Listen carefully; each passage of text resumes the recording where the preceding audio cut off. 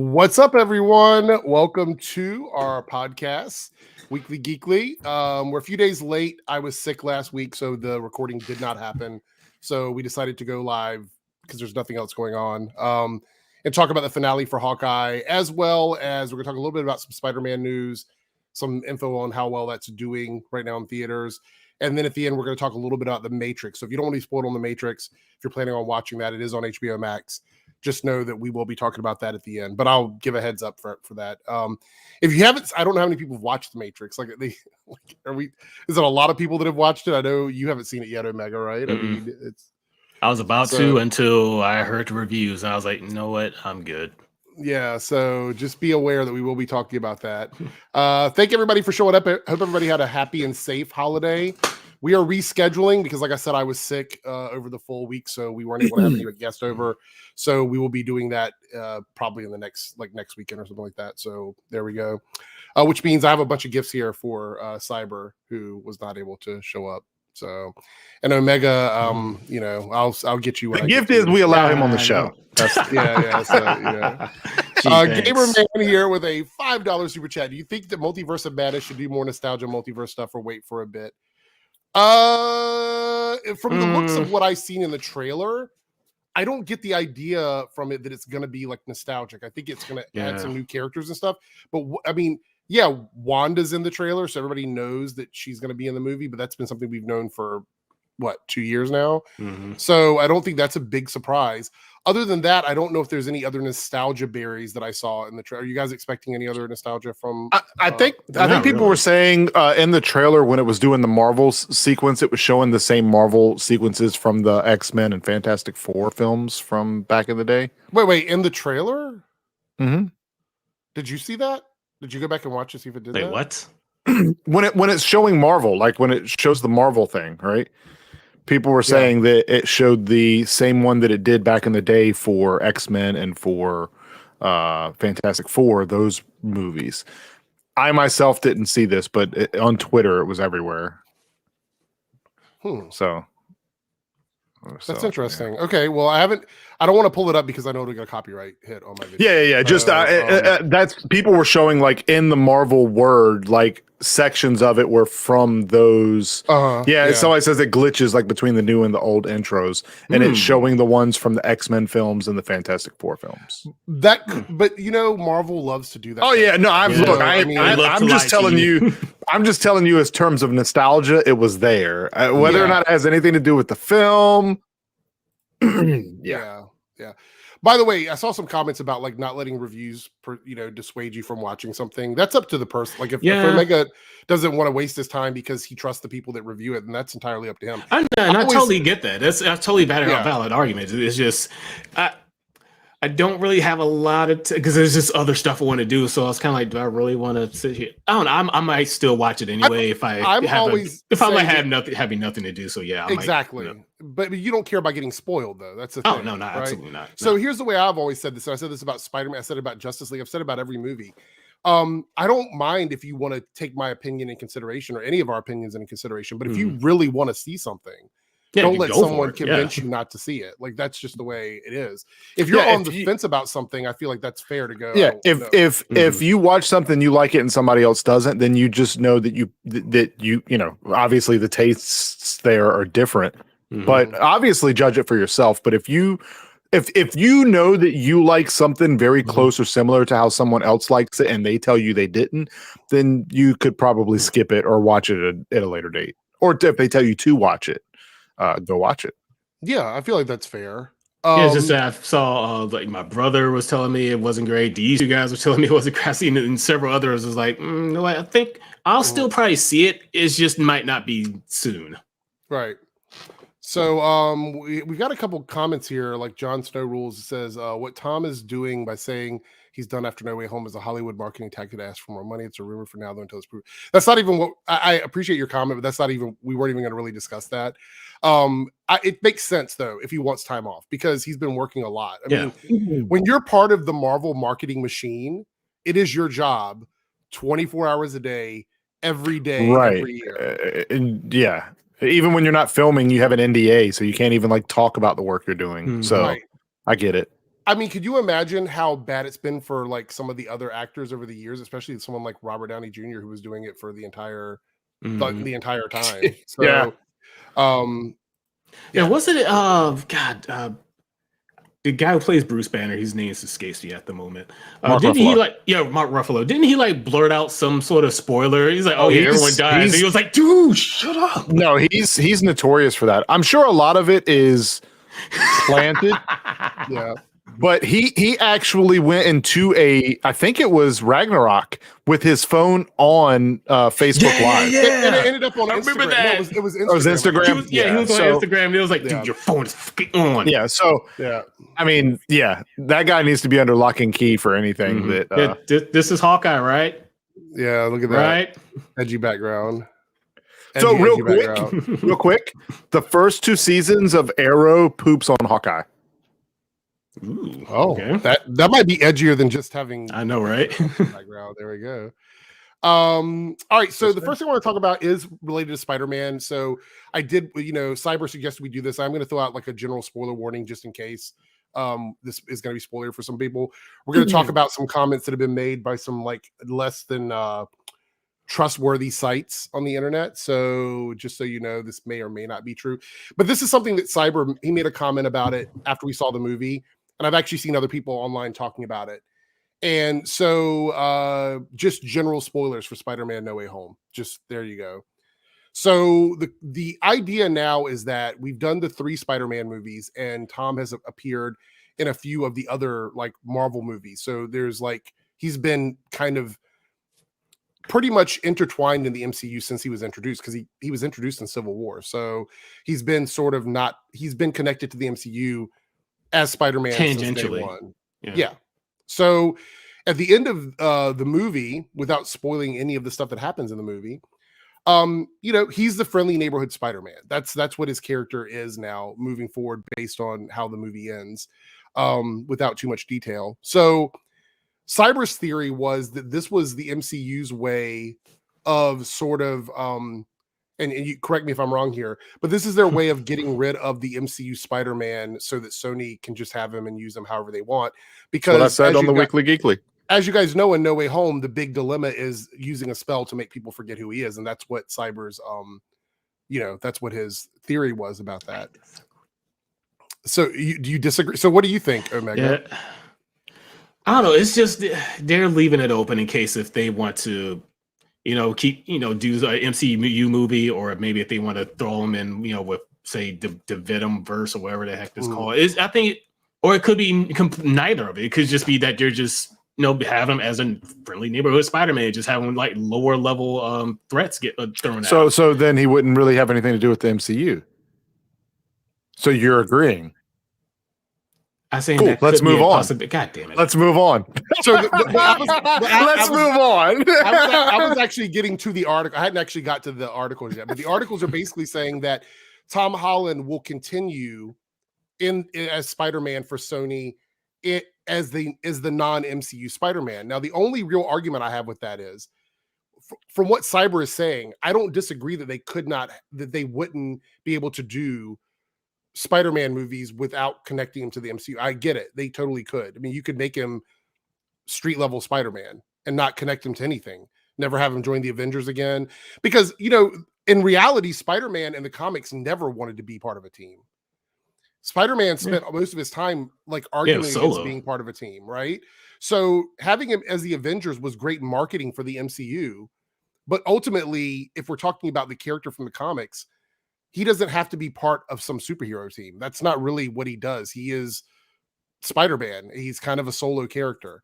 So having him do his own thing for another trilogy of films, it makes sense to me, right?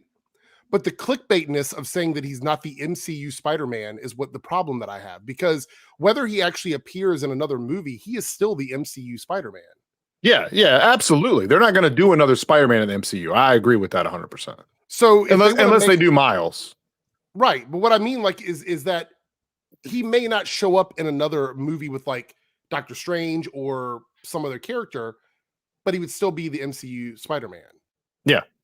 That's That's what I pretty much mean. Just saying that he's not going to interact with any big team films unless something changes. And also, let me put this out there. There's no way Sony, with the money that they've made off of this movie, which by the way, it's heading towards 1.5 billion without ever even hitting China.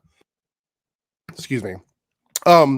Also, it's the first $500 million domestic release Sony has ever had. Right? I mean, there's no way they would look at that money and go, now's the time to shake things up. I just don't see them doing that. Like, it makes no sense to do that now that they've done what they've done with this movie.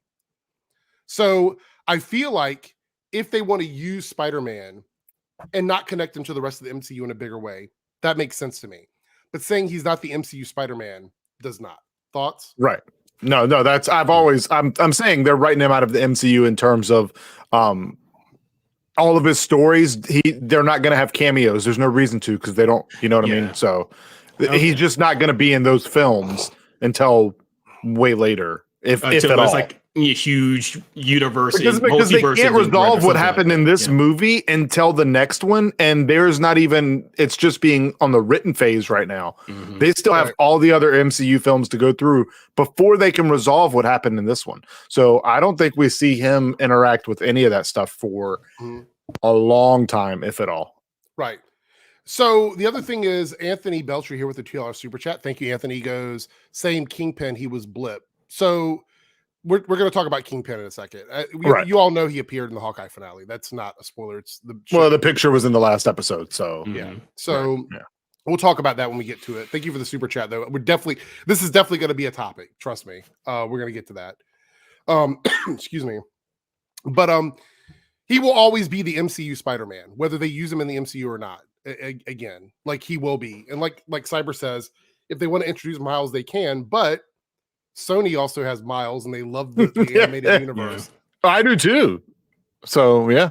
So the likelihood of that happening depends really on their relationship moving forward. But I will say, not that Sony is not capable of making stupid decisions, but it would be very dumb for them to look at the money that was generated from this and walk away from it and think that they could pull this off again without leaving the door open to crossover later on. So, but he will always be the MCU. So all those articles that say he's not connected to the MCU, don't click on them. They're not right. That's not accurate, obviously. So the other Spider-Man topic I want to talk about, and this one is going to be spoiler warning. Because this will definitely spoil the movie. So I'm going to count this down. 3, timestamp it later. 1. We are going to be talking about the fact that, all right, there we go. I gave him the spoiler warning. Since Andrew was in the movie, obviously, people are saying that he stole the show in terms of Spider-Man, that he was the best of the 3. Yeah, I mean, that's going around like crazy, that they want another movie with him in it. Yeah, I wouldn't disagree with that, honestly. People are saying that they feel very confident that Andrew, because Toby's obviously not going to come back. He's way too old. But Andrew is still at an age where he could do several Spider-Man movies.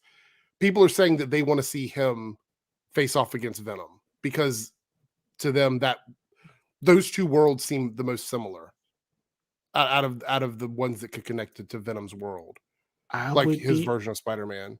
I wouldn't be upset about that. I'm actually kind of interested. So you have the Sony Spider-Man as long as it's good. I mean, and you still have the MCU Spider-Man with Tom Holland, and it's like, why is there 2 different Spider-Mans? Well, multiverse stuff. And I've said from the beginning, Andrew's been my favorite Spider-Man. Tom won me over in this movie, especially with the scene with Aunt May. But I cannot lie and say that the scene that really got me, the one that hit me, was when he saved MJ. Because that scene immediately took me back to when he lost Gwen. Like it was done so well. And so I would not mind giving him a chance to get that 3rd movie and maybe have him face off against. I mean, it can't hurt Venom, right? Obviously. So, having him as part of that would be good. The question is, do you think anybody would, like, if they announced a Amazing Spider-Man 3 and, the Venom versus Spider-Man thing with those 2 characters, do you think people would support that? Do you think they would go check that out? People I probably think will if bring. Go ahead. Go ahead. I was gonna say if it has the name Spider-Man on it, it's gonna sell. Doesn't matter. Mm-hmm. Point. I think some people might be wondering why is it Tom Holland, and then there's gonna be even more rumors and stuff unless they actually say, "Look, this is their version. There's our version. There's just three different Spider-Mans now." Yes, but I think with this movie they established that we can have that. Yeah, because exactly. They set that. I mean, up, some people are still gonna ask because we have why is it different? People are idiots. Yeah, that's true. But I would say this though: if they with for the fans, the idea of a multiverse for both DC and Marvel, amazing, because we've all wanted this kind of stuff, right? Mm-hmm. From a marketing standpoint, it is printing money for people. Yeah. Because they could technically have 5 different Spider-Man bouncing around, making money for them. And you know what? It's fairly in this comic is accurate to the comics. There's like how many Spider-Mans out now? Oh, there's thousands of different versions of Spider-Man in the Spider-Man. It's the Spider-Verse. Spider-Verse. Yeah. Like the Cyberverse. There's Spider-Punk, there's Ben Reilly, there's Ghost Spider, Spider-Gwen, Miles Morales are the ones from Into the Spider-Verse, Spider-Man Noir, like there's Japanese Spider-Man. Yeah, there's who has a giant mech. He does. Spider-Man Spider-Man was Deadpool before Deadpool was Deadpool. Deadpool is a marketing character. Like you can make anything Deadpool. Which is why they you can do the same thing with Spider-Man. Yeah. Yeah. Yeah, they do team up quite a bit. Introverted Unicorn with a $10 super chat. Thank you so much. Happy holidays, everyone. Happy holidays to you, Introverted Unicorn. Good to see you in the chat. We had another super chat here from Jon Snow. It's a theory. He says, Andrew is the Spidey of the Venomverse, and I'd want Toby to be a mentor role if he ever came back into a Secret Wars movie in 10 years. I mean, maybe. I don't know. Toby felt to me like he was doing this for the fans. That's what it felt like to me. I don't know how much interest he would have in coming back and doing it again later on, but it's possible. As far as Andrew, that's kind of what people want. They want to see him as the Spider-Man of the Venomverse. And I don't have an issue with it. I don't love Venom, right? I don't love those movies. I think that there's a lot of issues with them, but people seem to like it. They go out and they spend money on it. I don't understand it, but it is what it is. If we're going to see Andrew again and it has to be facing off against Venom, I'd be okay with that. I mean, I don't have an issue with that at all. I think that would be fine. I'm not going to be one of those people on Twitter like hashtag, bring back Amazing Spider-Man 3, but if people want to do that, more power to them, just like they did with with Justice League or whatever. All right, so now we are going to be talking about Hawkeye season 1, episode 6, the finale episode.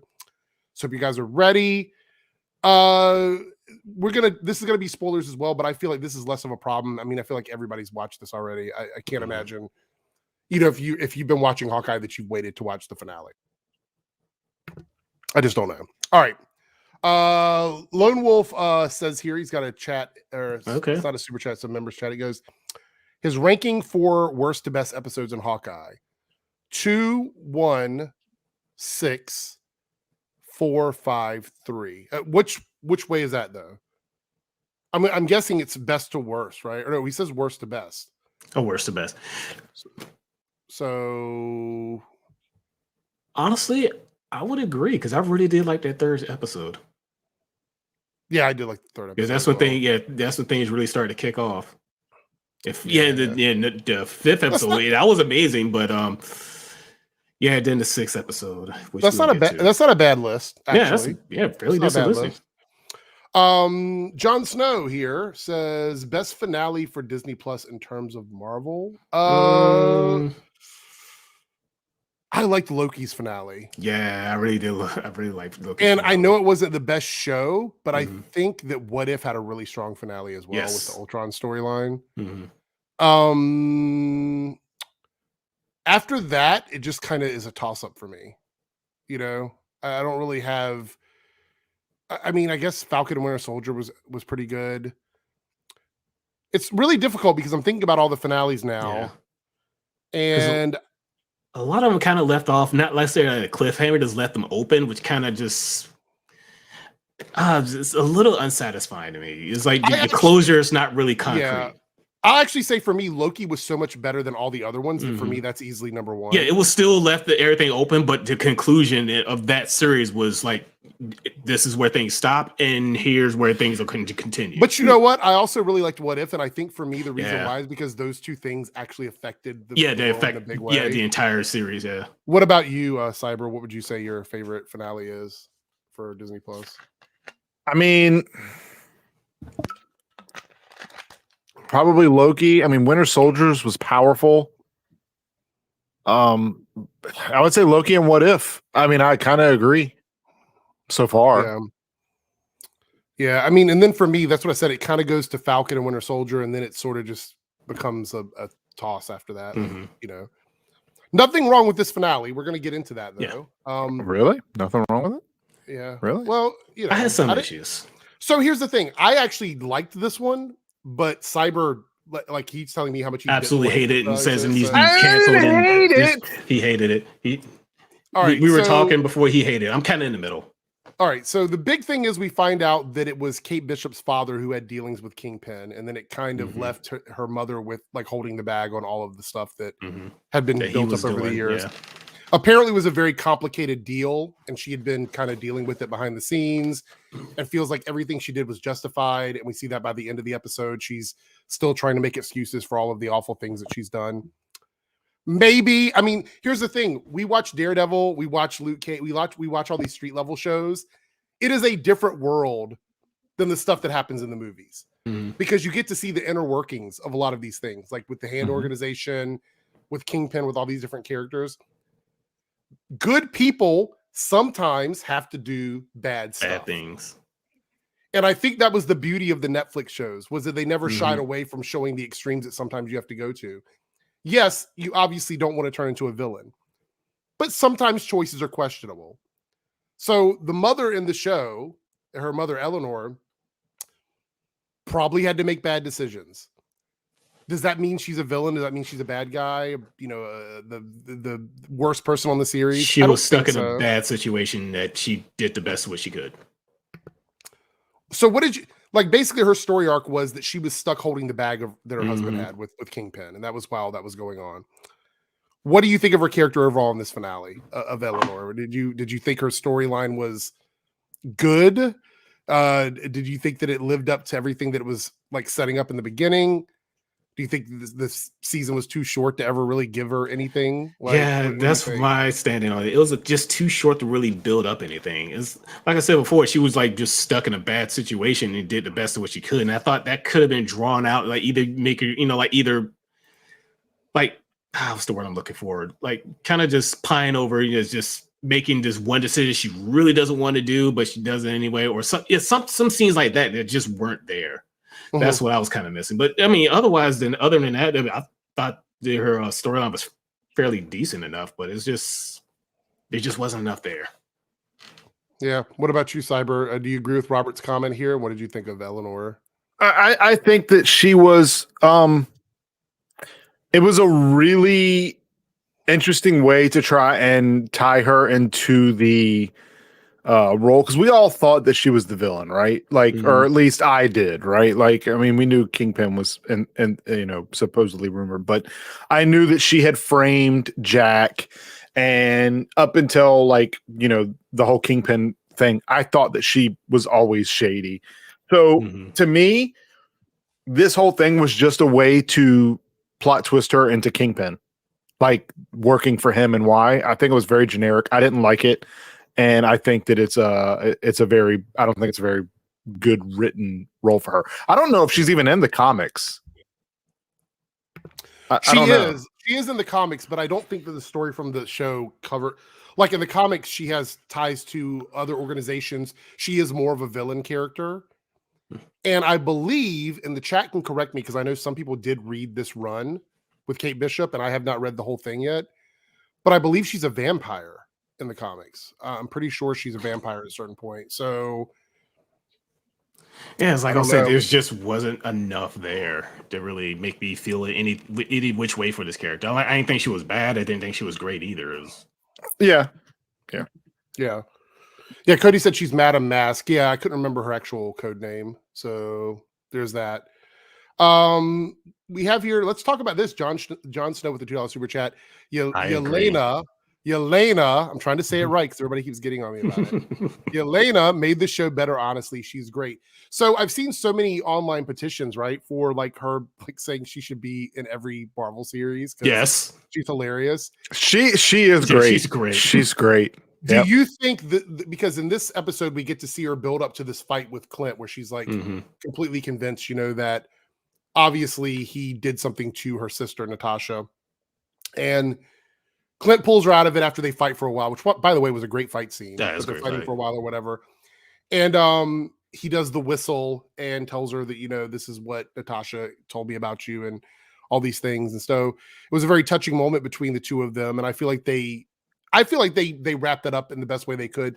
Did it feel a little bit rushed? Yes. I mean, I think it did a little bit, but it was a great moment, I think. But Yelena, gosh, I have to correct that. Yelena in general was, in my opinion, one of the best, if not the best thing on the show. I think so. I think she was fantastic. Get some mac and cheese. You what? Some hot sauce on it? I still want to get some mac and chease. She also had a great fight scene against Kate in the building. Oh yeah, because they had to go in and infiltrate the charity event, right? One thing this series did was the action scenes were all done very well. Yeah, they were all done very well. The street level stuff, we've always said, me and Eric have always said that we love watching good street level stuff, and they did do it pretty well on this. There's a reason why the movies picked up the stunt people that did Daredevil and started using them in the film. Because it's good. They're good, yeah. So. Thank you, Jon Snow. We had another super chat here from Latricia. Haven't seen you in a while. Good to see you. Thank you for the super chat. With the 99 super chat. Kate's mother may have started not wanting to get her hands dirty, but her final line to Kate proved that she didn't regret her role. 100% to enjoy the power. I do agree with this. So that goes back to the comment about how long are you a victim and when do you become an accomplice? And I think that moment happens when you start to believe that everything you did is justified. It doesn't matter how big it is or how small it is, to the point of being okay with just killing people. And I think that was the problem, is that she didn't see that those were steps too far for her. And I think Kate has every right to just be like, I'm out. Like I can't. This is not what I'm about, and finding out that everything. And also the flip was that Jack wasn't totally the bad guy. He was actually just he was actually pretty cool. So yeah, I think this episode really redeemed him in my eyes, just because he's funny and he's talented. And I said he was framed. I said that. Yeah, you did. Couple weekly geeklies ago. So. Yeah, because first I did not care for this character at first. I was like, this dude shady. I don't think I like him. And now I was like, oh, I totally, completely judged this guy wrong. I actually, like the last episode, I went from hating this guy to loving him. So, but yeah, I think that I think her mother, like, she had some great moments, and I think that they did try their best to like work with what they.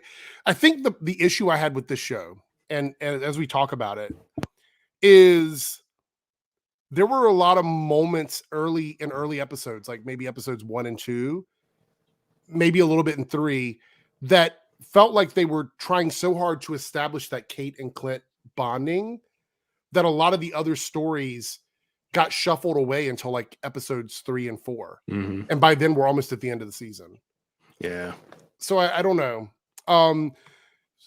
That might have had a lot to do with why I had an issue with some of the storylines that her mother were a part of. All right. Kilgrim 716 here with the 499 super chat. Thank you so much. Are they ever going to reconcile how Yelena was hired by Contessa originally and somehow she's just a middleman for Teresa? So I don't remember did we talk about this on camera or off camera last time we were live? I don't remember if we talked about this, because I have my idea of what happened, but they haven't really said what it is. Right.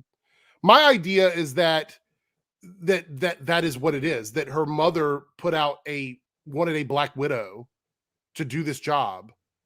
And that's how Yelena came into possession of this job, because she's not like, I can't imagine her putting up like a website online, hire a Black Widow. You know what I mean? Just hire me, guys. I'll kill whoever. So to me, it makes perfect sense that Contessa, who is already working black ops and probably doing shady stuff, would be in the market to take money from someone, from Eleanor or Kingpin or whoever. Right. So for me, this is not. I don't need them to come out and say this. I feel like this is one of those times where it's a understandable implication for me. Do you guys have an issue with this at all, or does that make the most sense to you? That makes the most sense to me. Well, here's the thing. We've said multiple times that if it doesn't happen on the show and it's left to speculation, it's poor writing. And I think that one sentence could have fixed this. Literally, one phone call conversation, one sentence could have fixed this. Daredevil does, because we're going back and rewatching it because my wife had not seen the Daredevil series. So we're actually going back through and watching it with her. And one thing that's important is that you see everything that the bad guys are doing from their point of view. It's that the good guys don't know it.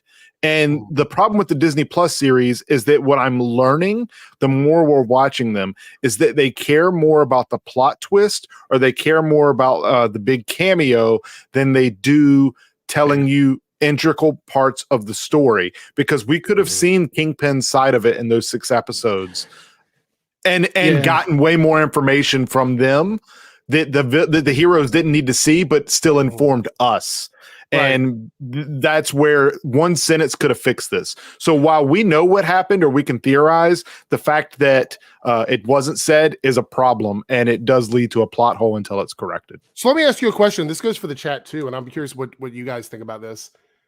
Well, it's actually 2 questions. One, do you think that they need the plot twist so badly because they know the fans will eat it up? Because look at the blogs, look at the theorizing that goes on.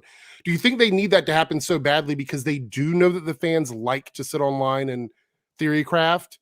And do you think moving forward they're going to continue to do it because now we're going to be getting into shows where there's not a connection to something else? There's no big twist that can happen. I mean, some of the shows that are coming out are like brand new IPs that don't have connections to anything else. Yeah. I think that's exactly what's going to happen. Because I know a lot of people say that a lot of the Marvel movies are formulaic, and they're correct. And being that, like they said before, they're just focusing on, the plot twist or the cameos. Oh, surprise, look, Spider-Man 2099 is here. Oh my God. And it's like, it's part of the Marvel formula, which a lot of people have pointed out, and they're correct. Even though I still love the Marvel movies, they are a bit formulaic.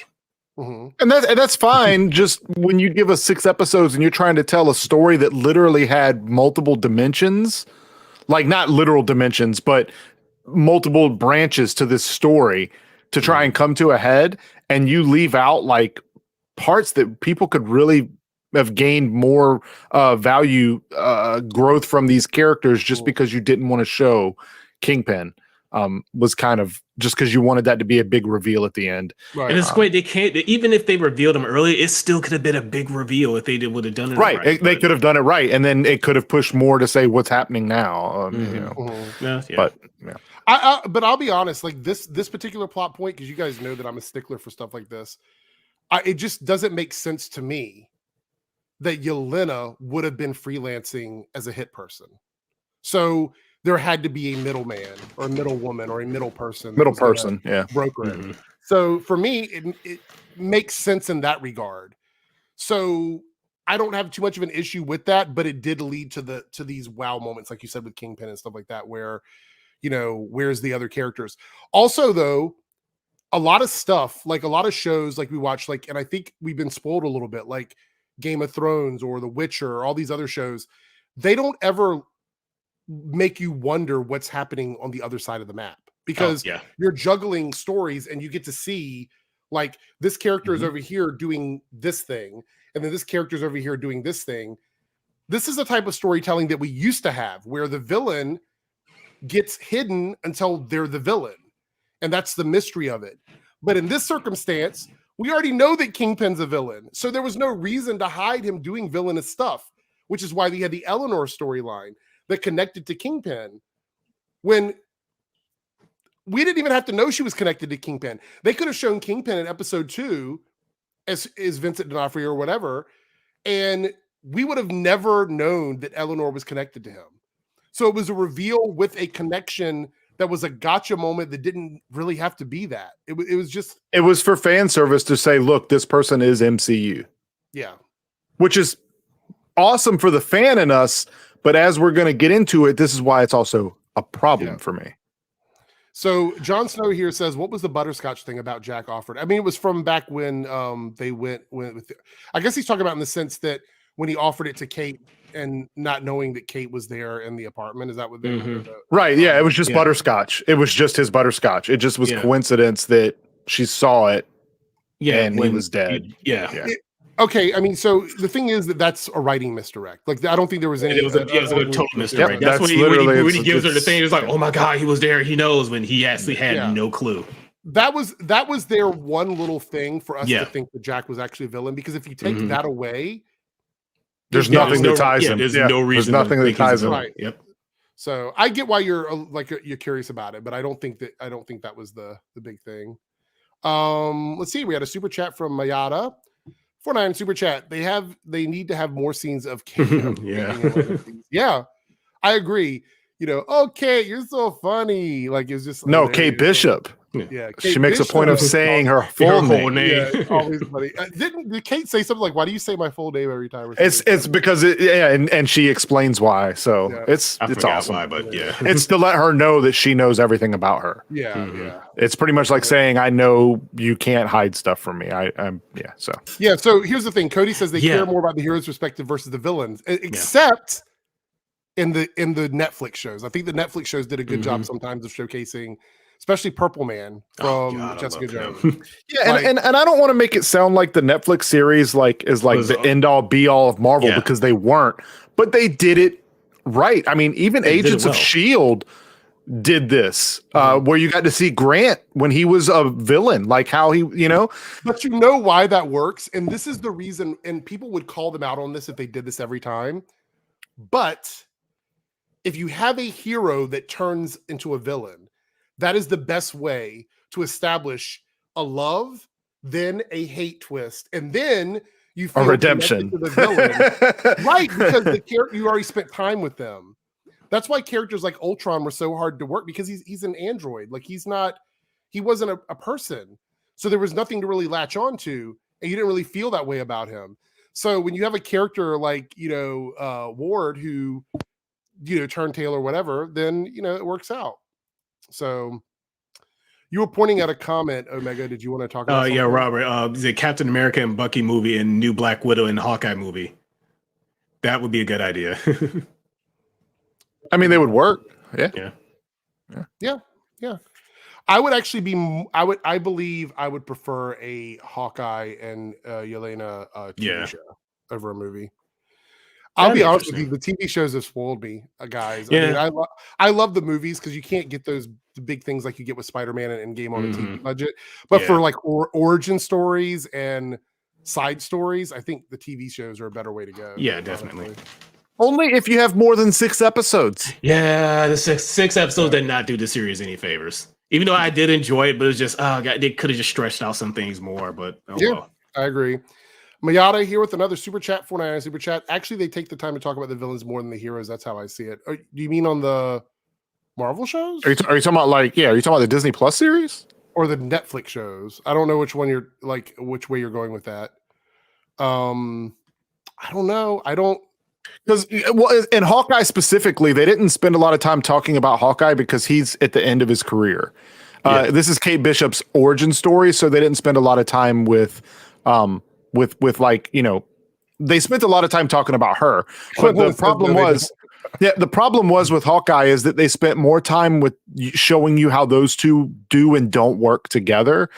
Like, think about it. You had Yelena, you had Kingpin, you had Eleanor, you had Echo, you had the Tracksuit Mafia. All these were multiple situations that they had to deal with, and you learned very little about all of them.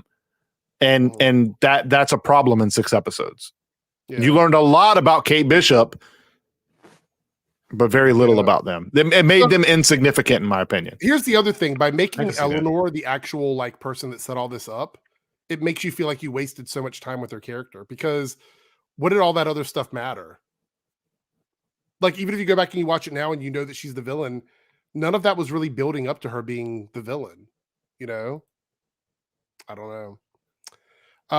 Let's see. We had Anthony here says Moon Knight is the next MCU series.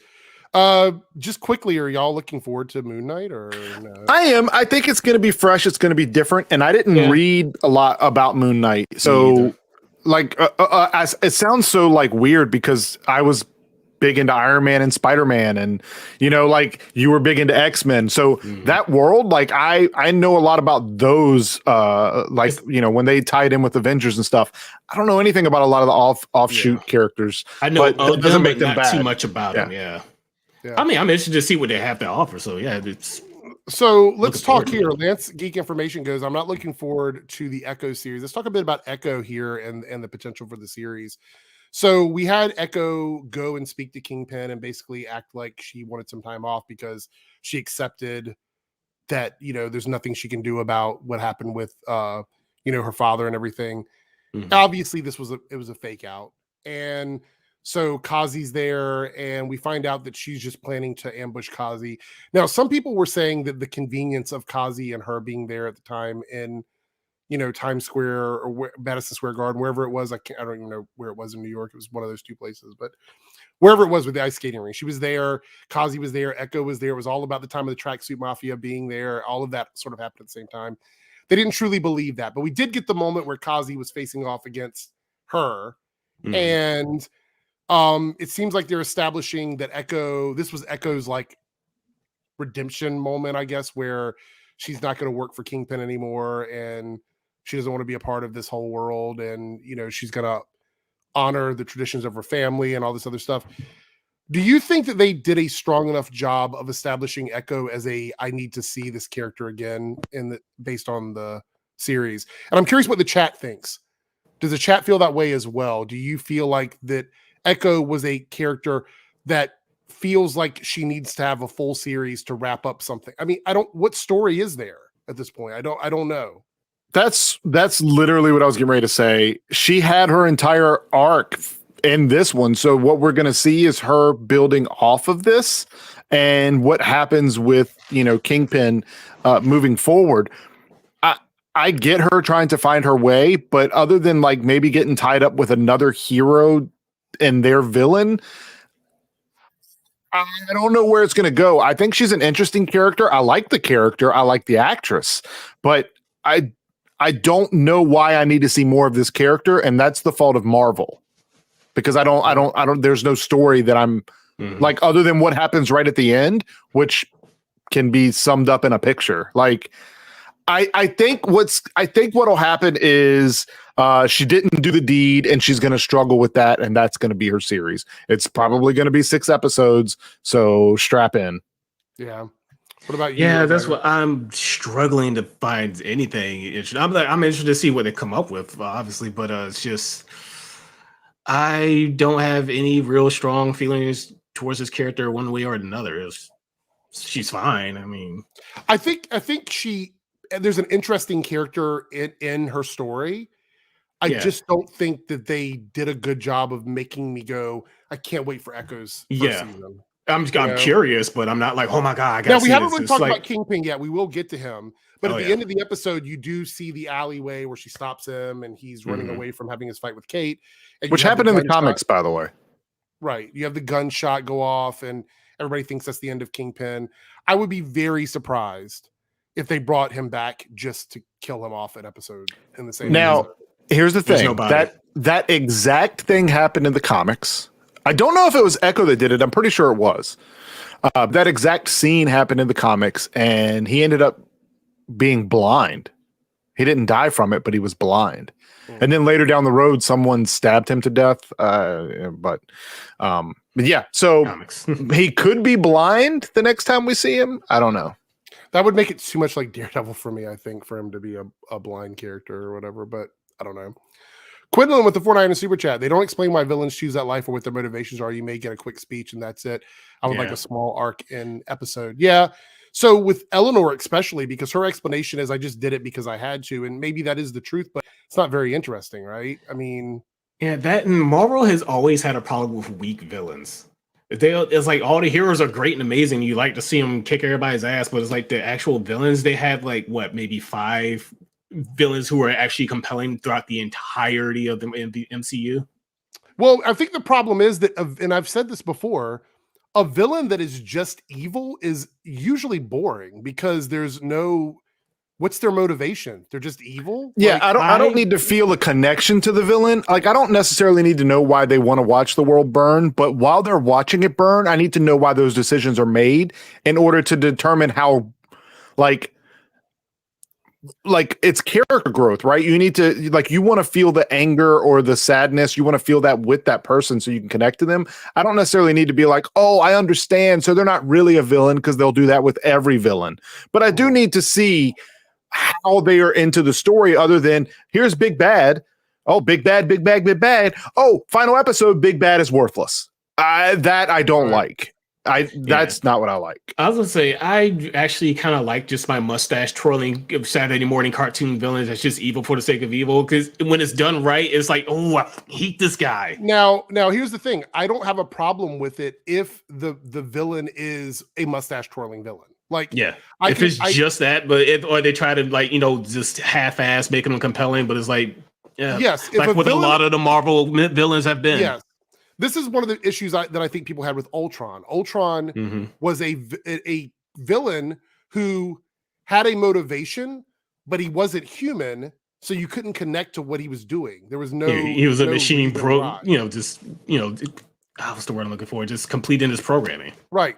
You know why Thanos was so good? Because they spent a lot of time establishing why he wanted to do what he wanted to do. I need to, this is what I need, right? I need to know why it's a big bad. So when he faces my hero, I feel like the hero is in peril. Yeah. That's why I need to see it. I don't necessarily need to see it so I can sympathize with the big bad. I just need to know why I need to fear this person. Right. Or not me specifically, but why my hero is, don't kill him. You know what I mean? Which is why I honestly didn't really fear Darth Vader. Maybe his costume just looked cool until Rogue One with that one hallway scene. It's always hallway scenes. That's when you fear Darth Vader. It's like, and you think back to all the other scenes. It's like, oh, this dude could just completely demolish everyone if he really tried. But of course, at the time they didn't really have all the special effects that they. Right. Yeah. All right, Latricia back in the house with a 199 super chat. Thank you so much. Her story was forced. We're talking about Echo here. I didn't care that Kazi died. I don't think. I agree. I was kind of like, well, that's the end of him. Like, I know he's got a character in the comics. I think he's the clown or something in the comics. I think that's his character name. The chat can correct me if they're wrong, but I have no idea. I think he's the clown in the comics. I think that's who he's supposed to be. But I felt the same way as you. I'm like, who? I mean, do I really care? I feel like the story. We're gonna get into it. The problem is the 6 episodes, guys. That's the problem. That's the villain of the Disney Plus series. That's the villain. You don't have time to develop. It doesn't work. So it doesn't work with every series. I feel like it worked with some, but not with all of them. Yeah. I think this series needed more than 6 episodes. Honestly, what do you think would have been a good number? Do you think 8, 10? 8 would have been good. 10 could have worked if they don't just stretch out the bad parts or any just stuff that people just don't care about. 8, maybe 9 is a good solid number. What about you? Maybe 10, maybe, but wait, you're giving scores for this episode? No. How many episodes do you think would have worked? I'm sorry. I was reading chat and then you were like 8. You gave a score and I'm like, wait, what? No, I think 8 minimum. I think 8 minimum, probably 10 maximum. Is the you can have 1 or 2 filler episodes and you can really tell. Well, let's be clear here. Disney and Marvel have the money to make it 8 episodes. It's 100%. Hey, 100%. You know what else had? You know what else only had like a few episodes, but the company actually gave them more money to give them more episodes, but they said no, screw it, we're gonna go make Star Wars, Game of Thrones. Yep. 6 years of my goddamn life. My mom, you should hear my mom complain about this. It is hilarious. That's true, though. That's true. See, that's what happened. Last season of Game of Thrones. How many was it? Like 7? Yeah. 7. Yeah. All right. So before we get to Kingpin, let's talk about the 2 main characters, which is Clint and Kate. Oh my God, you got me remembering. Go ahead. Go. So we get the sort of wrap up for Clint because he gets the opportunity to do what he does with Yelena, have that conversation, and then he can just go home. He can retire, hopefully be with his family, have a merry little Christmas with them, whatever you want to call it, and just be done with it. We also talk about his wife. We'll talk about that after Kingpin. But Do you feel like this was a good send-off for Clint as a character? Do you think this is a good, like, okay, it's time to move on and we're going to switch over to Kate? Do you think this was a good way to do that or no? Okay, I'll go. Yes. Yeah. I was 100% fine with how they were doing Hawk. I didn't have a problem with what they were doing with Clint. That was not my problem. I think all of that was fine. I think that the way that it ended was fine. And yeah, I think that the closure part of his story is fine. I don't need to see him in any other projects other than cameos. And if he shows up, I can be like, hey, there he is. But yeah, I'm not like, oh man, if only they would have called Clint in. You know, it's cool. Mm-hmm. You agree with Shane here, guys? I was hoping to see Kingpin and Clint cross paths. That would be cool. I'm literally I'm going in soon. So stay tuned. All right. Okay, so as far as Kate goes, I actually think Kate. Is this a hot take? This could be a hot take. Uh-oh. I actually think Kate benefited more from her friendship with Yelena than she did with Clint. And that's no offense to the two of them, but I think her friendship with Yelena made Kate more likable than she was with Clint. Yeah, I want them to have a series together. I think that would be hilarious. Yeah, because with Clint, she was the one that's annoying him, but with Yelena, she's the one annoying her. I think it would be absolutely awesome to see them two there. So for me personally, I actually love Kate throughout the whole series. I love she wasn't bad. I liked her. Her costume design was cool. The fact that she got Clint to wear the classic color, which I thought was kind of neat. Which, by the way, what did you think of the last minute Hawkeye suit that he was wearing? The one that looked like the one from the comics. I actually liked them. I wanted the headband with the weird. Did you really? Yes, I want the cheesiness. Just like when Vision wore that luchador costume in WandaVision. No, I want the cheesiness. I want yellow spandex. F you, first Fox freaking X-Men movie. Right, there we go. I hate those X-Men movies. I really do. Sorry. But I will say that I'm excited to see because of Yelena. I'm excited to see the Kate story evolve now, but I want it to be with Yelena. I like the two of them together. So hopefully they continue that trend moving forward. To me, this did a good job of establishing Kate as the next Hawkeye. She still has a lot of work to do because like she's okay, but she needs a lot of training. And I think we're going to see that as she grows because you have someone like Clint that was fighting aliens and fighting alongside the Avengers. I can't see Kate doing that at this moment. She really needs to be street level for a lot longer before she moves up to that level of like fighting off cosmic level characters. But I'm excited to see where she goes. What did you guys think of Kate's story for the season? Did you like it? Did you not like it? No, I liked Kate's story. I need to make it clear the Hawkeye, meaning Kate and Clint, their dynamic and what they did, I was fine with that. How they progressed the characters, those 6 episodes did them justice because they focused on them for all 6 episodes. So that were fine. I didn't have an issue with them. I think that there's probably moments that could have been like, oh, this could have been longer. This could have been better. I would have liked to seen more of, but I didn't think that they didn't do enough, like in terms of like showing you where she's going. I think it's pretty clear. She's fine. I don't have any issues. Sulfur has this is a good point here, and this is the point I was trying to make. Like she's definitely talented when it comes to aims.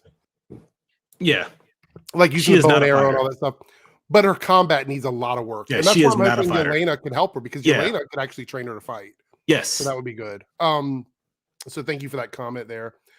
All right, it is time to talk about the character that was asked about much earlier, and we saved it for the end here. Which, by the way, I'm going to go ahead and give like a 15-minute warning because I know that the cyber is going to ramp, but this is the 15-minute warning. Let's talk about Kingpin, the big secret that was not a secret, that is Vincent D'Onofrio. First of all, I want to say I'm glad they paid it off because of the fact that they teased it. And if they wouldn't have paid it off, I feel like it would have been a riot. People on the internet would have gone crazy. I was happy to see him back, but, and this is where the chat's going to go wild on me, and I'm sure they're going to be angry. Vincent came out on social media and said that this is the same exact Kingpin. It's the MCU version. Right. Literally from his official Twitter. Okay. I have an issue with this because there's a lot of things that don't line up with story or stature of this character. And if they want to explain it, I'm good with that. But there were a couple things that happened that made me think that this was a different version of Kingpin, or at the very least a I don't know, leveled up version of Kingpin.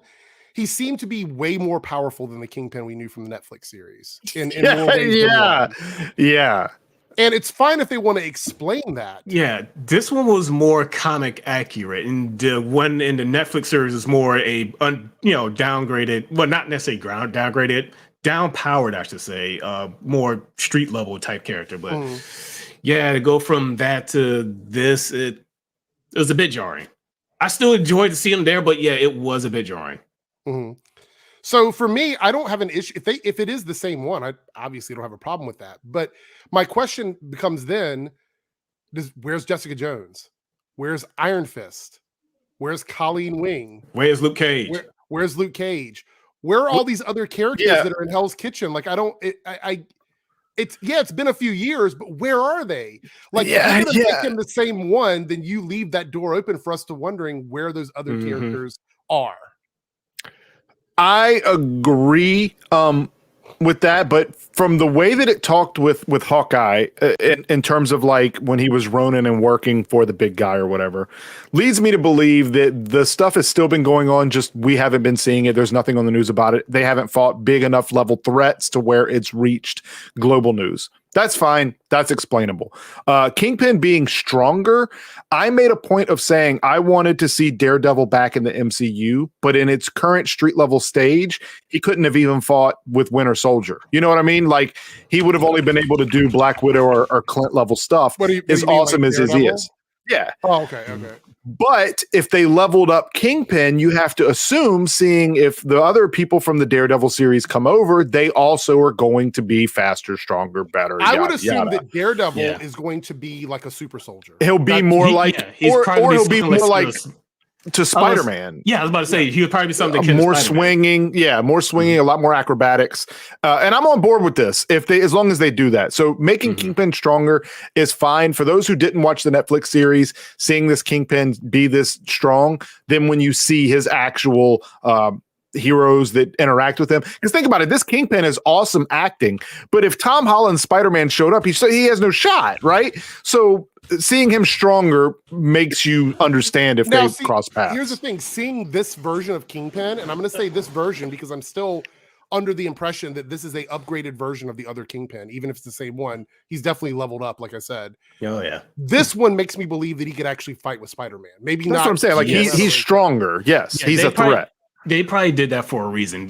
Seeing that he was more, a lower level with the X-Men, the Netflix series, and now that he's going in the MCU, he's going to have to beef him up a bit. Yeah. Oh God. So Latricia, you're with another super chat. Thank you so much. Marvel made Kingpin a joke. I love how Kingpin had a bomb blow up in his face and upper body, and his suit only had ash smears and no scarring. You burnt my suit. There was a lot of things that happened where I was like, is he going to be okay? And he just kept getting up and getting up. Yeah, because I was even like, oh, they're making him comic accurate Kingpin. Okay, cool, let's go. Yeah.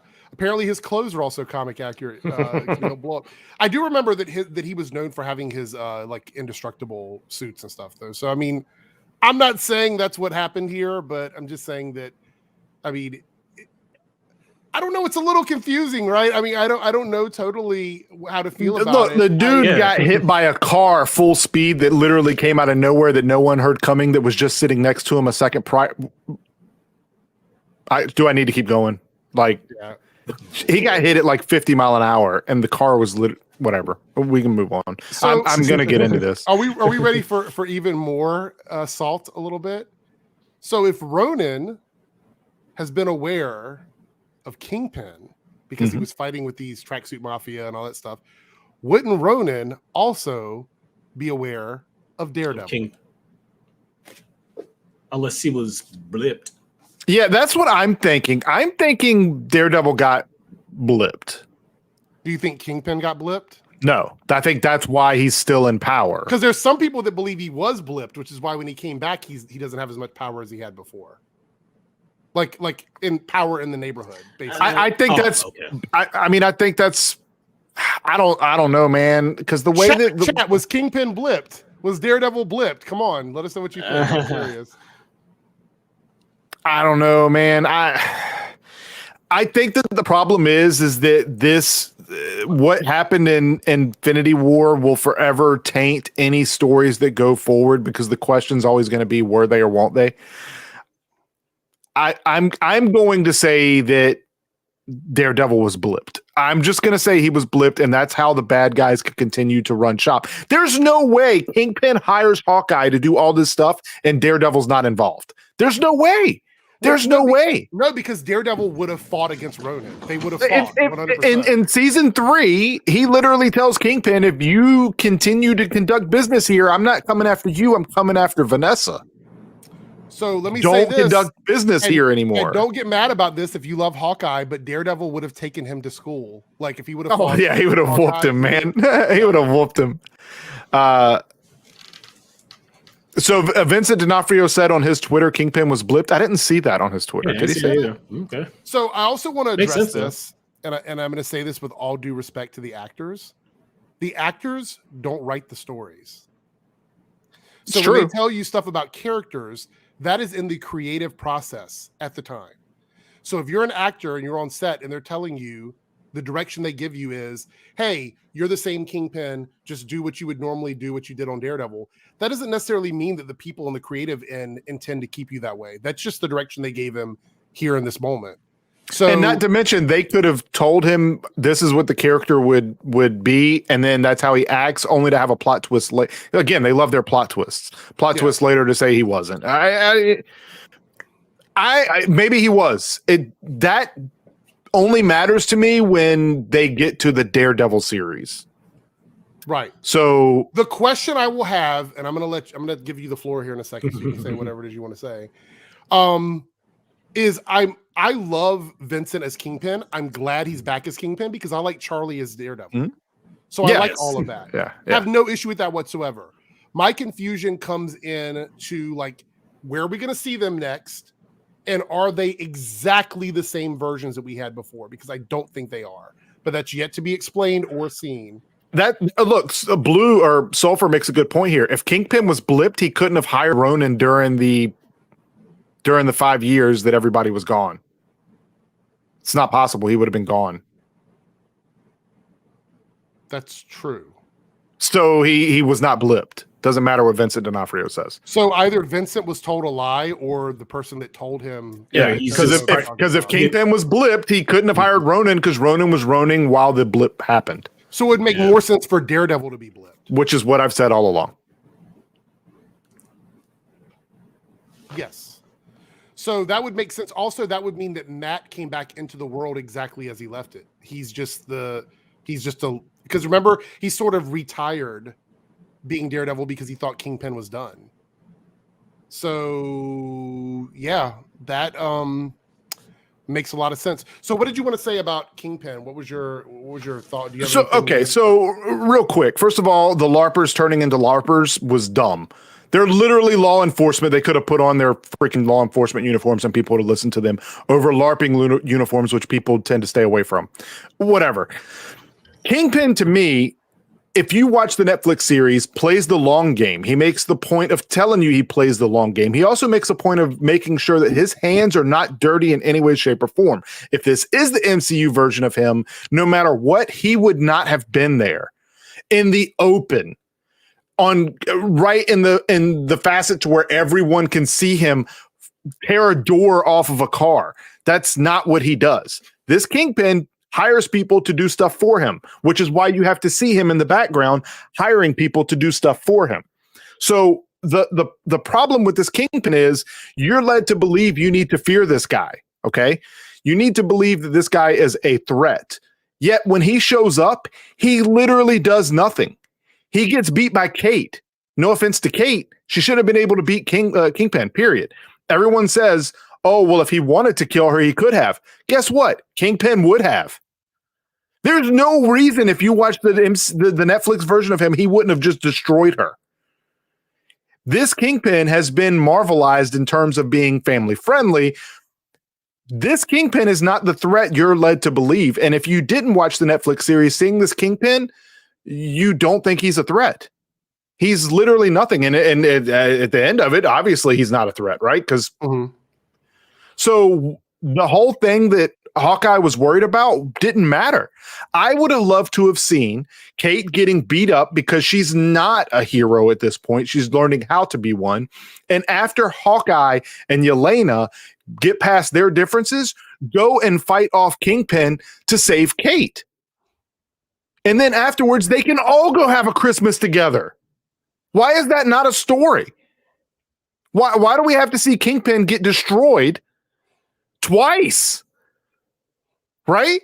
By a car, by 3 times, and by Echo. Let's not forget what Kingpin did to Matt when he came to see him in prison. I'm saying that he was this guy. When I saw him, I'm like, oh my God, we're actually going to get some MCU like darkness.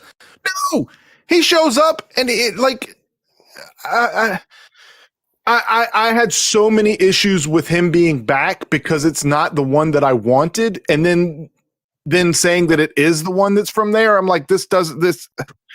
It's so frustrating. I needed more episodes. I needed more Kingpin, and not because I'm greedy and want to see more Kingpin. I needed more Kingpin because they didn't explain why he's so much of a threat to anyone. It made it look like Eleanor was the threat. She wasn't. And then Yelena and Clint literally do the stepbrothers, are we best friends now? Mm. She just goes away. Never to be seen again.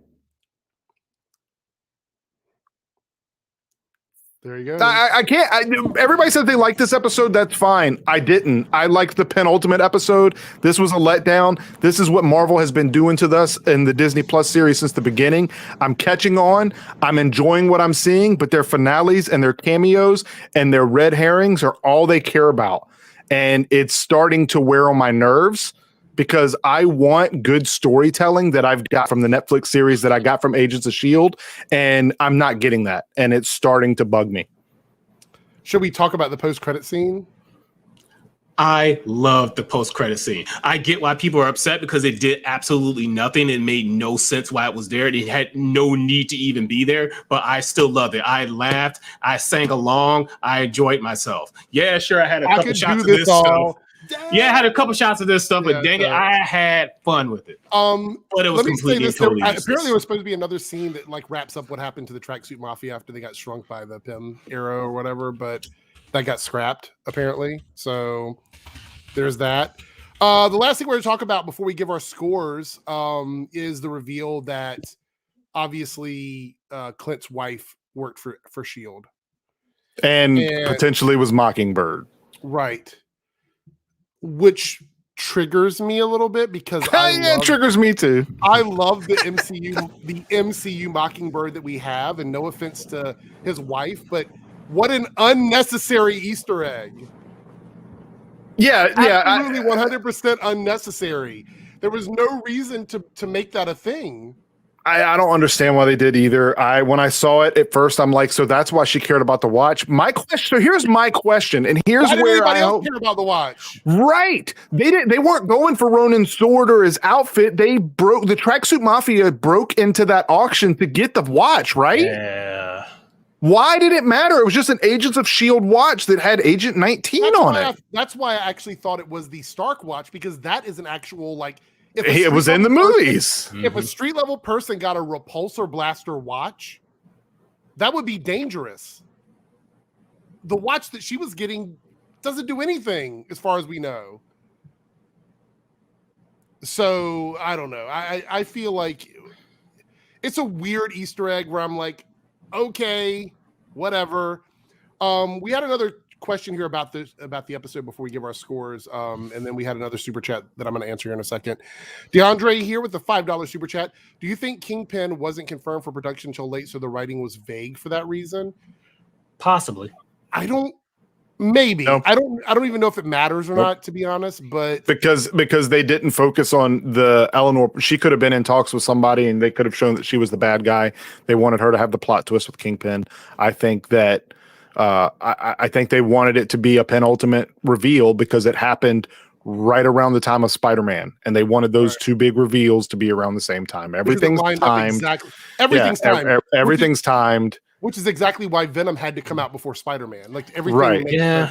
Everything's timed. It was all part of their plan. Do not give them. I was trying to give them the benefit of the doubt, but don't give them examples or what is it? Excuses. They dropped the ball. Right. All right. So I guess we can go ahead and give our scores then for this. Well, let's give a score for this episode, and then give your score for the series. Wait. Hold on. We had another super chat I just saw came up here. Adam with the 1.9 super chat. Do you think Jack was pointless? I think he was underused. Yeah, he was underused. Yeah, he was misdirect, which is fine. He was underused because there was only 6 episodes. Right. We wanted to see more of him, but his sole purpose was to make you think he was the bad guy. And I would be actually shocked if he doesn't come back at some point because I think that they know that he's a fan favorite. So, all right, score for the episode. Go Omega. What would you give this episode? And chat your scores as well. Yeah, I was gonna say I'd probably give this one a this episode 6, maybe 7. I still liked it. It was fine. It just there were some things that kind of just fell flat. The finale they stumbled on it a bit, so I have to give it probably about like maybe a 6.5, 7. Okay. What about you, Cyber? The episode's a 4 for me. It's below average. It's a below average finale. The action was good. Everything else about it, from the LARPers to the Kingpin being trash to the them taking Kate home for Christmas and not Yelena. Like there's so and again, there's just so many other little details here and there that we didn't go into that just constantly bugged me. And for everything that I liked about it, there was more that I didn't. So it's a 4 for me. I'm going to give it a 7 because I actually really enjoyed Kingpin. I just like that character. So for me, it bumped up the That's score why it has a 4 for me, because they get Vincent and Yelena. That's why it's a 4. I love the Yelena stuff with Kate Bishop and when she was inside the building. I thought that was great too. So look, Omega's mic is muted again. This guy hates everything. It's not hate. It's below average. It's just we have to hold them accountable so they do better later. We can't say everything is great. Everything's great. I want more of this. I don't want more of that. I want more. I want better. No. So what would you score the series then as a whole? All 6 episodes. All 6 episodes. Like I said, it was a pretty good episode. Pretty good. I like the majority of the episodes. Kind of stumbled at the end. Altogether, I would give it about a solid 7. Okay. What about you, Cyber? Whole series? Whole series is about an 8 for me. I like the whole series. I liked every episode going up to this. I felt like the finale was a letdown. But the whole series was good. I think, again, Clint's story, fine. The way they ended it, I'm okay. Kate's story, fine. I hated what they did with Kingpin. I hated what they did with Yelena. I hated what they did with Echo. But that's not what this series was about. It was about those two. They were just unfortunate collateral damage because they were thrown into the show. So I'm going to say for the series, I'm at the same page as you. I would give it an 8 probably for the whole series. I think the whole season. Oh, wow, so I'm the one who hates it. You gave it a 7. I don't know why you gave it a 7. I mean, you've scored it pretty high all season, so I don't know what the. It's just like kind of just my overall enjoyment of it. It's like that last episode kind of just a lot of things just fell flat or didn't even work out. So I will say this, and we've got a couple of other super chats. We're going to get to all those. Don't worry, guys. This series to me felt like more of a vehicle for other shows. Yeah, it's than more like any of the other shows did. That's why I give it a 7. If it's not really its own thing, they're just setting up for other stuff. Right. No, I know we've got other super chats. I saw a private message there. We're going to get to that. Okay, cool. All right. So because we are going to talk about the Matrix, I really want to. I have something to say about that. We got a couple of super chats here. One's from Latricia 499 super chat. Spoiler question: if there is no Norman Osborn, okay, so this is a spoiler for Spider-Man: No Way Home. Don't read any further than that. Okay. Don't read just cover up the last part. Well, it says spoiler at the beginning, so I mean, I feel like if there's no Norman Osborn or Oscorp in R. Peter's timeline, then how is he bitten by the spider and transformed into Spider-Man? I don't think they ever really gave any. They never said. That happened. They just went straight on to him being Spider-Man. They didn't even bother. And that was to pretty much to this benefit that we had how many origin stories of Spider-Man movies? Yeah, I think 3. So you got to think about it, right? Miles Morales and Into the Spider-Verse was literally just in the subway. Like the spider could have come from anywhere, and I didn't need to see Oscorp, but that is actually a very good question in terms of like how you cast that role later, because like that triangle of people aren't there for him. But Okay, so I think that here in the comics, if they're going to go this route, and I don't know if they will or not, maybe they will eventually. There is a mystical element to Spider-Man and the Spider-Verse that is, there's a Peter Parker that has to be bit by a spider that is the effigy of that particular spider, because there's like multiple ones. Like there's a Madam Web, there's a Ghost Spider. There's always a version of one type of spider character that exists as an extension of this mystical Spider-Verse, right? So it's science, which I prefer. The scientific aspect, as ridiculous as it is, I prefer. But later on, they make it a mystical thing. Yeah, no, look up Ghost Spider's origin. That is some messed up stuff. There's a mystical element to it. So they could totally go that route and just make it that he's destined to be Spider-Man. And that's just the way it is, which is why there's so many Peter Parkers in different multiverses that become Spider-Man. And they become avatars for this spider god type character who gets hunted down by another character who kills everyone that is an avatar for. It's a really, really crazy storyline for the comic. So anyway, there was no official answer, but thank you for the super chat. I appreciate it. Let's see. We had another one down here from Amethyst with the $4.99 super chat. I guess you just wanted to support the show. So thank you so much. I appreciate that. Hope everything's going good with you. Steven Yarnell with the $4.99 super chat. I love these live streams. They take me back to just talking comics at the shop. Great job, guys. Well, thank you so much, Steven. We appreciate it. I miss my old comic shop. I mean, we did the same. So I mean, it's right down the street, but I had these weird hours, so I couldn't go. This reminds me of like not so much about just comic books, but back when we would go to the mall, spend all day at Fun and Games, playing games and talking about video games and video game characters and movies. Go see a movie and then go back to my mom's house, tiny house, and pile like 10 people in there every night and play on the PlayStation or the Dreamcast until the sun comes up the next day, talking about superheroes and comic books, just everything. Yeah. It takes me back to that. So it is a good memory for me, because that's part of why I love the idea of podcasts in general, is because you get the opportunity to sit around and chat about this kind of stuff. Hear other people's opinions that you would never hear otherwise. Yeah, and so it's a lot of fun, and I do miss those days. But you know, I there's an interesting, and I actually love his videos. I don't know if you guys have ever seen it or not. Completely off topic from this, but there's a creator on YouTube named Dan Bell who does the Dead Mall series. I don't know if you ever watched those videos or not. He goes to abandoned malls, right? Yeah. He goes around and he like just checks these malls out, and it's so sad because it's only been like 30 years since like they came and went that fast. They came in and then they went away, and it's like these big empty places with nothing in it. And I'm thinking like, I remember going to the food court and then hanging out on the bench in front of the arcade. And like faking out the phones, because we all had pagers back then. Nobody had cell phones back then, to make phone calls and stuff with 1-800 Sky Page or whatever it was. I don't know. I remember all that. It was a lot of fun. COLLECT. Why do I still? And fun fact, I saw somebody else mention the Dreamcast thing.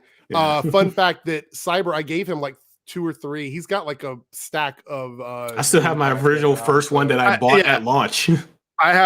I think there's like 4 Dreamcasts here, and like 3 of them are still in the plastic or something like that. Yeah, that's pretty funny. Thank you for the super chat. Adam here with the 4.9 super chat. He goes, do you think the other characters from Daredevil show will appear in MCU like Foggy, Karen, and Poindexter? I hope so. So, you know what's weird? Let me mention this. They have to redo everything because they sold everything from Daredevil. All of those props were sold. I mean, it's Marvel money. It's Marvel money though. Like they could easily redo it. It's fine. I think if they do bring them back, I know that Karen, the actress Deborah Ann Wolf, I think is her name. I think she's doing. I know she's doing a lot of D&D stuff. Yeah, but she's also. I mean, she's got stuff going on. But Marvel money. Marvel money is hard to pass up. You know what I'm saying? She just might. I don't know. Even when the show was on the air, she was one of the biggest supporters of like getting online and selling autographs and selling stuff to fans and everything, content and stuff. She was a very big supporter of the series. I think she'd probably come back. I can't speak for any of the other characters, but I think that she would love to come back to the show. Yeah, I don't think you can have Daredevil without Foggy, but I mean, look, here's the thing. If I did any Marvel project, I don't care what it is, and they called me up and I'm doing something else and they're like, hey, if we need you to come back for such and such, it's hard to say no to that Marvel money because those royalties are going to be, they're out there. This stuff's going to constantly be aired forever. So yeah. Maybe Gamer Man we'll see him here back. with Maybe. a $5 super chat. Do you think the Multiverse of Madness should bring back the Doctor Strange from the 1978 failed TV pilot? No. I vaguely remember hearing about something. It's bad. It's on YouTube. You can go watch it. It's awful. I'm going to look it up now. Yeah, it's bad. I don't want to see that. So no, I hope not. Is there anyone else here in the chat maybe that 1978 Holy Trap. Here it is. See that? I don't know. Not sure about that one. See, do we have another one here? I think that's we did have one. Introverted Unicorn, $5 super chat. Thank you so much. Just because I'm still fangirling over that hoodie. So here's my new hoodie right here. I don't know if you can see all the art on it. This is from a website. I got it made custom. They do custom prints and stuff like that called Fresh Hoods. Freshhoods.com. And it's very good quality. I got 2 of them. This is one of the 2. They do everything from t-shirts to pants to sweats to all kinds of stuff. But I will say this. As much as I love it, and this is not sponsored or anything like that, if you're going to order from them, it takes about 2 months for you to get your stuff. It's a long time. But they make everything to order. So if you like it, check out Fresh Hoods. Witch? Yeah. I think it's Black Widow, actually. I think it was Black Widow in that movie, in that pilot. Yo, I want to watch this. It might be Scarlet Witch. I don't know. Yeah, it looks like he's going up against Scarlet Witch. I would have watched that. That was amazing. It looks so terrible. All right. I still would have watched it.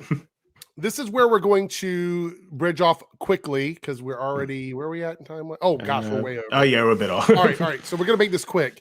We're going to talk about the Matrix Resurrections, which is on HBO Max right now, if you haven't seen it yet. This is going to be less than 10-minute, just quick spoiler-ish review. Like, here we go. This is going to be spoilers for the Matrix. But I'm going to tell you right now, in my opinion, if you want to save money, you might want to stay and listen to this. That's all I'm going to say. If you don't want to go see it or you don't have HBO Max. First, before I go in on this, my entire channel is named after the Matrix. Eric's Reloaded is from the Matrix. My original intro for this channel had the code from the Matrix coming down in it. I remember that. And the code formed into Eric's Reloaded. It formed into that name or whatever. Oh God, I remember that. And so yeah. So I love that series. The Matrix. Hey, Matrix Reloaded had a banging soundtrack. I think I still have that somewhere around all the first 2, they did. The third one was a score, but yeah. So I love, like, the first movie is one of my favorite movies of all time, right? The third one is probably my least favorite of I the still 3, enjoyed the third but one. it's not like unwatchable in my opinion. Yeah. All right. So the new one came out, and based on the trailers, I was intrigued. I thought, well, this looks interesting, and it looks like they're going to be doing a lot of like callbacks and stuff like that. And I knew that at least one of the Wachowskis was coming back. I think it was Lana who came back and directed this one, but her sister decided not to. And maybe that was because she didn't agree with the script. Like, she knew how things were going to go or whatever. This movie to me had a lot of really interesting ideas. It was big on, obviously, representation, which is always really good. But you cannot use that as like the basis of whether or not the movie is a good movie or not, in my opinion. You have to have more than that. And I think a lot of issues with this film for me, all right, at least a good, I don't know, maybe 30 minutes of it were flashbacks to the original films. They weren't even they weren't even full flashbacks. Some of them were completely recreated with new actors playing the role of the scene that happened. And then the people watching it unfold making a point of telling you that this is a scene that happened, but that it's not happened exactly how it happened before in a program that was in a program. Do I need to keep going? Yeah, because I was watching this one review of it. Somebody, and I forget who it was. They were saying like, yeah, they were just playing the old movie in the background. So I was like, wait, what? What is he talking about? And then my brother said the same thing, how they kept going back to the old movie. I was like, that's what they meant. Really, they were just playing just the old movies. You know what, Cody? It's too meta though. Like it was so self-aware that it actually became a parody of itself. That's the problem. Here's the problem. It didn't. We don't have time, right? Nothing happened in the film made sense. One of the things that the Matrix tried to do was try to explain. They went so far as to put a meme of the cat that was a glitch in the Matrix to actually bring that back and make it a parody of what was. They didn't serve a point. And then coining the term bullet time, which was a film tactic, not actually something that happened in the film. Right. And making it to where this film was to bring Neo and Trinity back to life because people didn't like that they died in revolutions. Period. And the way they explain it doesn't make sense. And the stuff that I was interested in, like the robot civil war that took place to where some of the robots actually sided with the humans, I was more interested in that than I was this new Matrix that literally has no purpose. The fact that we can't go into this. We can't. Guys, there is so much wrong with this movie that it's hard to even do in 10 minutes. Let's put it this way. They literally talk about Warner Brothers making the game. Donald Mustard from Epic Games, the creator of Fortnite, is literally in there and says it must be an update. What are you talking about, man? Come on. Wow, are you serious? So the defunct MMORPG.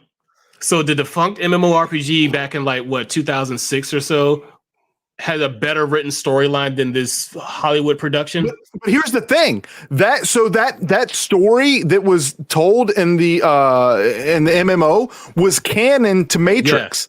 Yeah, however, in that one, and of course, that's not how he died in this movie.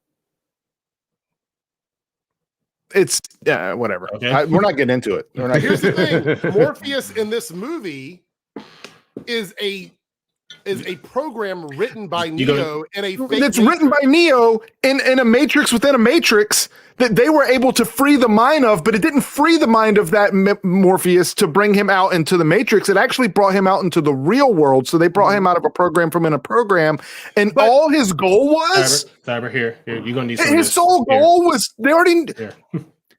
He literally just redid the stuff that he did before, only not as good. Keanu did no kung fu in this movie except for 5 seconds. He never picked up a gun in the entire film. This movie, the original Matrix, was all gunplay, kung fu, and car chase scenes. We got none of that. And all he did was get away.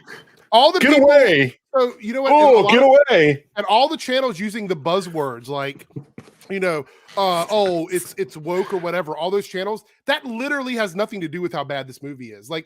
I don't even think about that stuff when I watch these kinds of things, right? Mm-hmm. This movie is bad on so many other fundamental things that doesn't even matter.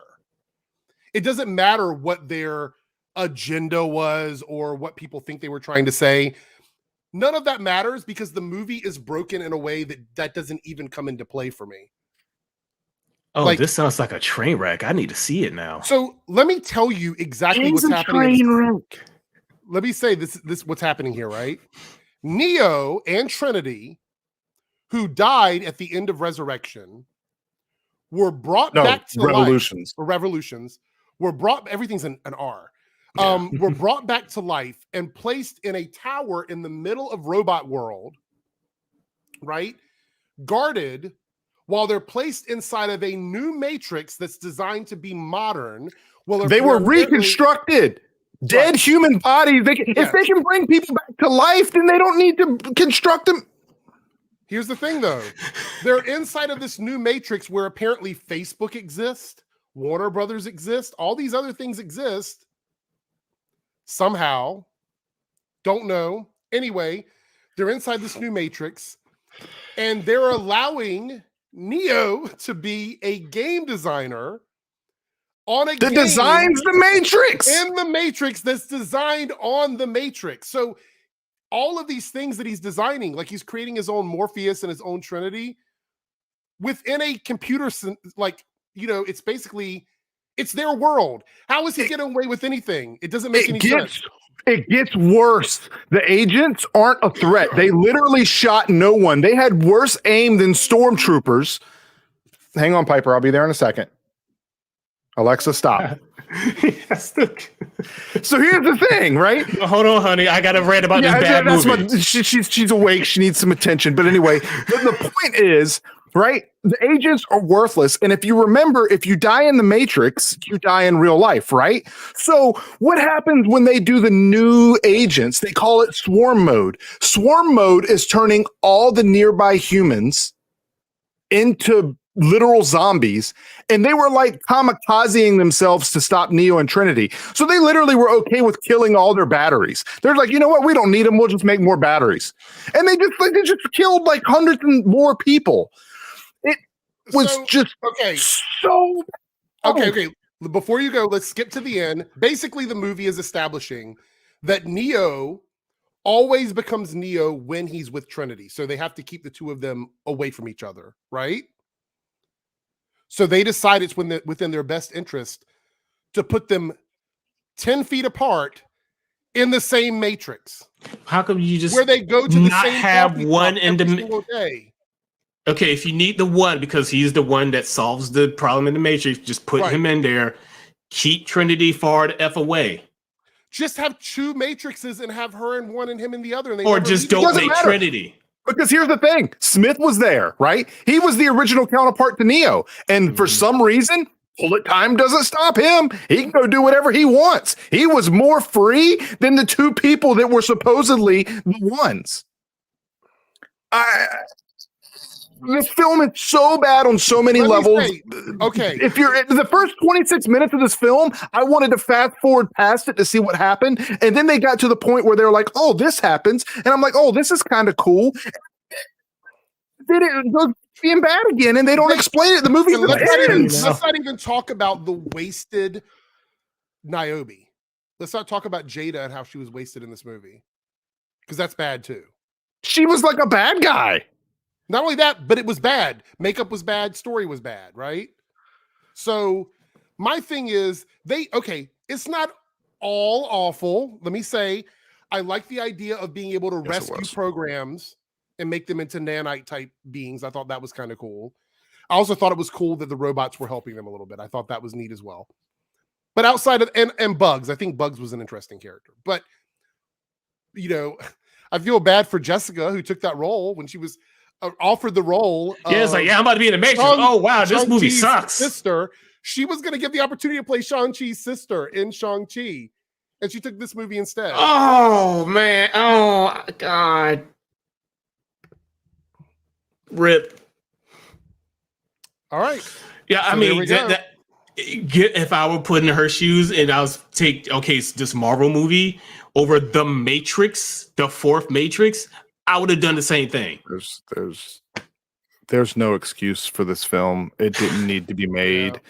And here's the thing. The first two films literally transcended an era. You can call back scenes from the first Matrix. You can call back scenes from the second Matrix. I don't care if they're not bad. I mean, if they're badly written stories. The point is they had iconic fight scenes. They had iconic car chases. They revolutionized visual effects. This one was not even as good visually in terms of the action.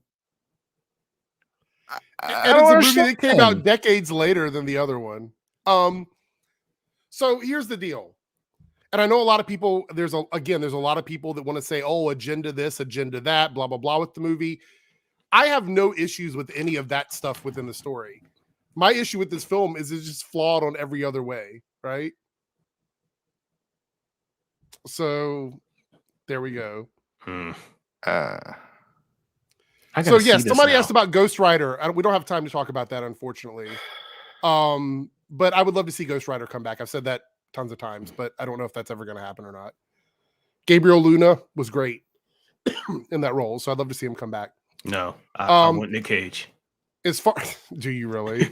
Yes. As far as her coming back as Colleen, I feel like that's her saying that after she knew the movie wasn't going to do good. When she's like, "Oh, I didn't do that because I wanted to come back as Colleen later on." I mean, yeah, we'd love to see her come back as Colleen, but if this movie would have been really great, she would have not said that at all. I'm saying, like, you know. Anyway, you okay, Cyber? I mean, I got plenty of vodka if you need to drown your sorrows. We are out. Thank you guys so much for joining us. Tomorrow, actually, in just a couple of hours, the new Boba Fett series drops. Oh, right. So get ready for that. We'll be talking about that this week. So make sure you tune in for that. Anyway, we're out of here. Talk to everybody later. Have a good night. Cyber's got to go reboot. Happy New Year. And we'll see everyone after the new